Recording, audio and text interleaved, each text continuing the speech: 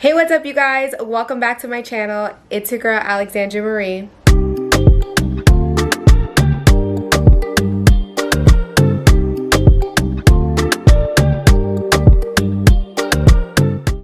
Today, as you guys can tell by the title, we are doing a Q&A. A lot of you guys have just been DMing me, sending me positive thoughts and wishes, and also asking me a lot of questions just about my general mental health, about my condition, and things like that. So I thought today that a Q&A would be pretty nice so that everyone can kind of have a general understanding of where I am today, where I am in my process, and how I've just been handling everything all together.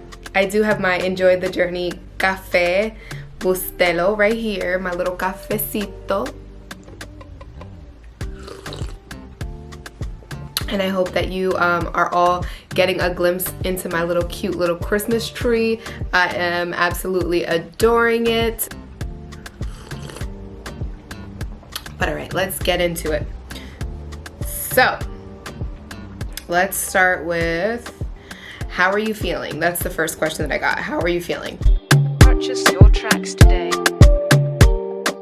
So I would say that I am doing much better than I was before.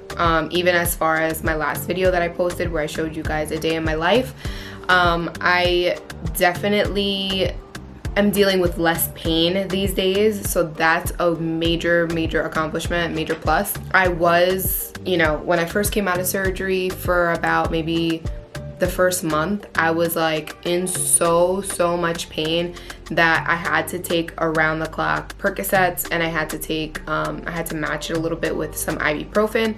And then after that first month, I would say, as things started to wind down a little bit more and I was getting a little bit more range of motion, I was able to handle the pain with just some ibuprofen. Now, I was taking 600 milligrams of ibuprofen, and I was taking it around the clock. So every 4 hours I was taking it. It was so bad that I would even wake up in the middle of the night and like be in so much pain that I would have to take it at like 2 a.m., 4 a.m., 5 a.m., that type of thing. So I'm so grateful that within I want to say maybe this past week or two, for the most part, I'm not taking it as much as I was. I will take it if I have had a really grueling therapy session later in the night. I usually feel it and I get that soreness. So that's my physical pain. As far as how I'm feeling mentally, it's tough. I'm not going to sugarcoat it. Last night, not going to lie, I went through it. I had a little bit of an emotional breakdown. I cried, and that's something that I would definitely want to normalize, because you are going through a process where who I was before is not present at the moment, and it probably won't be present for a very long time. And so you're kind of relearning how to walk, you're relearning how to do just the everyday things, and to not have that easily accessible independence, or just being able to do all the things that you used to. I was really big on dance, for those of you who know me. So the fact that I can't dance anymore, that's a huge thing for me, that's a huge letdown. So it's been really tough, and I think that I've been handling it really well for the majority of my journey. But every now and again you look at old pictures, or you get tagged in something, or a memory pops up, and you really think about the person that you were before the surgery. And I think that has been the hardest to accept, that I was in a place where I really loved my life. I loved my independence, I loved my freedom, I loved getting to dance in the middle of my living room, take a dance class, work on my sorority strolling, whatever I wanted to do that was physical. I could go to the gym. I was really into the gym before my accident. So I that is a little bit hard to digest, and I think that every now and again it does creep in, so that's really tough. But I'm really thankful that I'm in a position where I have a lot of support around me, a lot of love, and as a therapist myself, we go through it too. You know, we handle clients, but we, at the end of the day, a lot of us know what these people are feeling. So I'm just blessed that I'm in a position where all of those things that I would tell my clients to do to remain positive, to look at the bigger picture, to look at the blessing that you're experiencing at this very time, right? To count your blessings every day, waking up with a new reason to keep going, a new thing that gets you excited, like just trying to stay on the more positive side. I'm blessed that all of those teachings that I've given out, I can also pour that into myself. So that is something that I've been like really working on, and that's what has, I think, kept me afloat this whole time. But again, you know, every so often, it's okay to cry. It's okay to let it out. It's okay to not always be okay and not always be positive, because that can get really exhausting after a while. So I had one of those nights last night, and I definitely woke up in a way better mindset. I woke up more positive and more motivated to even like do something like this that I enjoy. I'm reminded of how far I've come. You know, I have, in the position that I'm in today, weeks ago, I was praying to be where I am today. And that's something that I can never forget. That's something that I can never stop reminding myself of. That every day I'm getting better, every day I'm getting stronger, and ultimately that is what is sustaining my mental health during this time. So I'm really grateful for that, and I'm grateful that my faith is really strong, because even when I am in a storm or in a bad season, like, I know God knows what he's doing with me. And even though it's not clear to me, I know that eventually it will be, because he knows what he's doing. So let me not get emotional. All right, let's move on to the next one. How's Mama Dukes? So how's my mom? My mom is doing pretty well, thank God. You guys know she was championing it out with me for weeks on end, months on end during my recovery process. About 2 weeks ago, she finally decided to go home. I'm in a position finally where I can be a little bit more independent, and it's more motivating now that I have to do things for myself. So I have to get up versus just allowing her to do everything for me. And my mom also has just a few personal things that she's going through with her health that she's really focused on and working towards. And I'm so proud of her for taking care of it and like just, you know, doing what she has to do to ensure that she's here for, you know, a very long time with us. So I love her. I'm proud of her. Mommy, if you're watching this, I love you.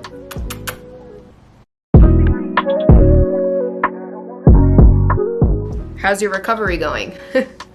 So as far as like my everyday, day-to-day, I actually just had on this past Friday, I had a doctor's appointment to see where I am. You know, if you guys watched my previous video, I had told you guys that I was a little far behind in my recovery. So my bending, I wasn't there, I wasn't all the way, so they had to add a little bit more of, you know, device aids to my routine so that I can increase that a little bit quicker. Thankfully, at the time that I went back for the checkup, they said that I had surpassed the point where people usually get stuck, so that's really good. I am still behind in my journey. You know, it's been like, what? Let's see, let's count the weeks. So I got my surgery done on August 26th, and it is 1, 2, 3, 4, 5, 6, 7, 8, 9, 10, 11, 12, 13, 14 weeks now. It's going on my 15th week.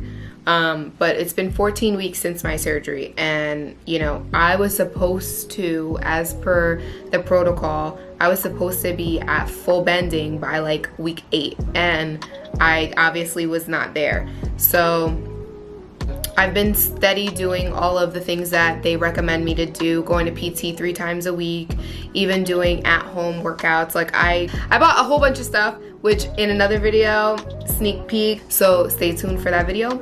But like I bought a bunch of stuff so that I can also work out at home and keep it up on the days that I'm off from therapy. And then again, I was doing my machines around the clock, back and forth. I had 2 machines. Recently, they just took out my one, so now I'm relying on this one machine, which I do 3 to 4 times a day for 20 to 30 minute increments. And that is like a wall side where I lay I lay on the floor and I put my foot up on the wall and I let my foot slide down the wall until it can go as much, and then I just hold it there so that it can stretch out the knee in that bent position. But nonetheless, as this past Friday, I am measuring at 115 degrees out of 140 in my flexion. In my extension, I would say that at first I was struggling with that. So your extension is your ability to keep your leg fully straight. I was struggling with that, and I was maybe about like 2 or 3 degrees off from a full extension. But as of Friday, I don't know if it's the new workouts that I'm doing or what, but I like laid flat on that table and I was nice and comfortable. So I felt like my extension is now like where it needs to be. And now it's all about strengthening those muscles to make sure that my body can withstand my weight in that extended position. So that's that. In my PT, I am progressing, thank God. So I am up to doing my pre-surgical exercises where I'm wearing like a 3-pound weight on my ankles. I'm lifting, I'm like bending, like doing kickbacks and things like that. So I have a lot more range than I did the last time you saw me. I'm also using, you know, that foot loop thing that I would use to lift my leg up and down. I'm using that a lot less now, and I'm trying to maintain my own muscle strength to get up and down from like a seated position. So that's where I'm at. I did start, I'll insert a small clip here, but I did start walking with just one crutch, and from time to time I've been trying to walk without it just to see where I am in my strength and things like that, and I'll show you a little clip here.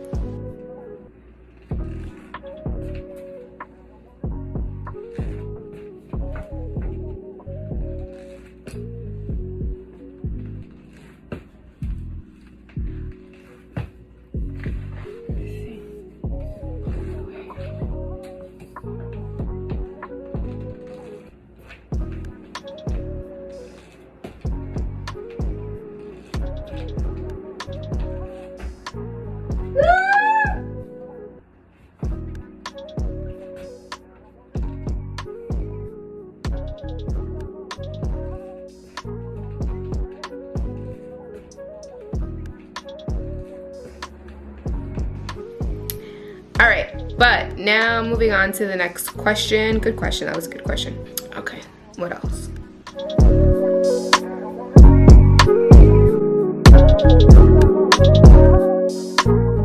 This is a good question. What has been your single source of motivation during your recovery process? My single source of motivation. Okay, so there's a couple here. I thought I could answer with just one, but there's actually a couple. Definitely the fact that if I don't do it, who's gonna do it, right? It's my body, it's my leg. If I want to get to the place that I want to be at, I'm never gonna get there unless I push myself and do the work and put in the work, right? If I just sit here and lay down all day, then my leg is never gonna get better because it's never working towards getting better. But if I continue to do the things that I'm doing and really push myself past my limits, eventually I'll get to a place where my muscles are gonna keep growing stronger and stronger, and then eventually I will be back to myself. So I think that that has been a motivating factor, that like literally I can't blame anyone for me not getting back to normal, because that's all up to me at the end of the day. Another source of motivation for me, obviously, is dance. Like I've been saying that all throughout this video thus far. I think I've said it maybe 3 times. Let's start a drinking challenge. Maybe that'll be something that you guys will hear me say a lot throughout the video. But dance is my life, is my passion, is what keeps me grounded, is what keeps me healthy physically. It's what pushes me past my physical limit versus going to a gym. Like dance is like my thing, and it's where I have the most fun. So getting back to that has definitely motivated me. The other And final, like, one big really motivating factor that has kept me like going is the fact that my best friend is getting married. Karen, she is getting married in June, and I'm her maid of honor. And like, how sucky would it be to walk down the aisle with freaking crutches and a brace? Like, I don't want to do that, you know? So I literally keep that in the back of my mind. Like, literally, I have my dress for the wedding hanging in my bedroom, like on my closet, like not in it but on it, so that every time that I wake up, it's the first thing that I see, and it's what motivates me to get the hell up and do what I have to do, you know, because I want to be back to myself by that time. You know, I want to be there for my best friend, and the only way that I'm going to do that is if I get myself back to walking again, and, you know, just being able to get around without any hassle or any assisted devices. So the wedding has definitely been like a huge source of motivation to push myself to keep going. I think that covers it for all of the questions that I had regarding my surgery. But I'm going to kick it up a notch and now just get into more personal questions that I received. So I definitely got asked, where do you see yourself living and buying a home? That is a great question. So I live in Jersey now, but I've always wanted to move to New York, but New York is like extremely expensive and you don't get the most bang for your buck. So, you know, that dream has been reconsidered a lot. I'm not sure that that's where I see myself finally settling down and buying a home. I would love to, because all of my family is from New York. Between New York and New Jersey, like, we're all here for the most part.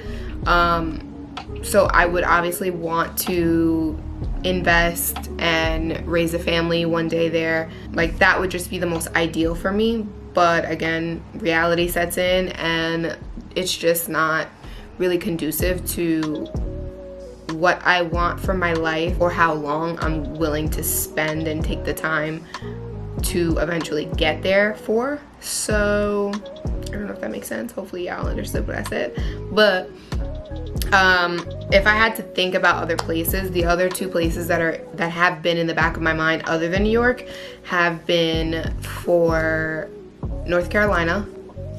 Shout out to my cousins and my aunt that live down there that like showed me like a whole nother way of living down there. It's so easy and slow paced and you get so much more for your money. Literally, our family's like places, they have mansions, like huge homes, like 3-4 story homes, and they pay less than a studio apartment out here. So, and that's for their mortgage, for a property that they own, that they're investing in, that's gonna eventually become generational wealth. Like, that is phenomenal. Why wouldn't I wanna live in a place where I can do that and a lot quicker, you know, where I don't have to slow my life down because I want that type of lifestyle. So that is giving me something to think about. So definitely probably North Carolina. And then I've also considered just Florida. I love Florida. I love the Sunshine State. Alex Sunshine, hey, hello, how you doing? So it would definitely just be a down south vibe. So North Carolina or Florida for me. How many kids do you want? I want as many as I can afford. I always say that I want 5. 5 is my magic number. 5 is everything to me. And I've always been someone who has come from a big family, but who grew up as kind of like an only child, because all of my siblings and cousins and everybody, they were all a lot older than me. So for me, like, I craved and wanted to be around my family all the time, because on a day-to-day, I didn't have that. So I definitely want a lot of kids, and I want my kids to have that feeling of like they're bonding with their siblings, they're growing up together, they have each other to protect each other when eventually I'm not here, you know? So I definitely want a lot of kids. I would definitely say at least 3, no more than 6. At least 3, no more than 6. But again, it all depends on how much I can afford, you know?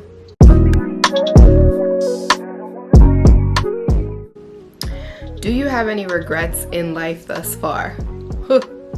I want to say yes and no. There's really only one thing that I can really think of that I regret in life. And it's not even like a real regret.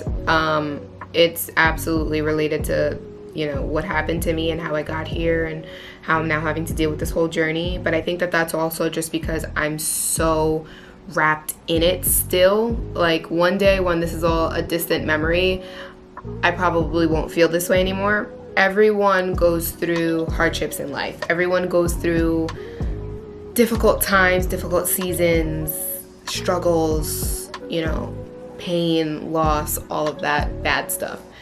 Everyone has to deal with it eventually at some point in their lives. If it doesn't kill you, it doesn't break you. You know, you're still living, you're still standing, you're still breathing, you're still here, surviving. So for me, it's like I look back on all of my own struggles and hardships, and I don't regret anything that I've done in life. It has led me to where I am today. Had I not gone through the hardships that I had gone through, I wouldn't be me. Everything happens for a reason, and I truly, truly believe that. And even though in your moments you may not understand why, like I said, eventually you'll get there and you'll be like, okay, now I see, now I understand. And that's a blessing in itself. So I don't want to say that I regret things in life. I'm sure there are things that I wish that I could have done differently, or I could have changed something about the way that I've handled something. But you live and you learn, you know? You live and you learn. That's the best way that I can put it. And this may be the last question, folks. What has the pandemic taught me? The pandemic has taught me to not take anything or anyone for granted, to count your blessings, to tell those around you that you love them and how much they mean to you as often as you can. Be careful because germs are everywhere. That you make time for the things and the people that you love, and those that you don't, there's a reason. The pandemic has taught me to seize every moment, to not waste time on petty stuff or to allow your life to just pass you by, but to take advantage of every moment and every opportunity that you have to chase after your dreams, to work hard, to accomplish something, to laugh, to live, to feel alive. But the biggest thing is like people, you know, just love who you love and don't let another day pass without telling the people that you love them, and showing them, more than telling them, showing them that you love them. So yeah, that's that. All right, y'all. So I hope you guys enjoyed today's video. I hope that you guys got some clarity as to my life and some insights into where I am today. I hope that there was a part of my video that you felt was inspiring or motivating, and comment down below.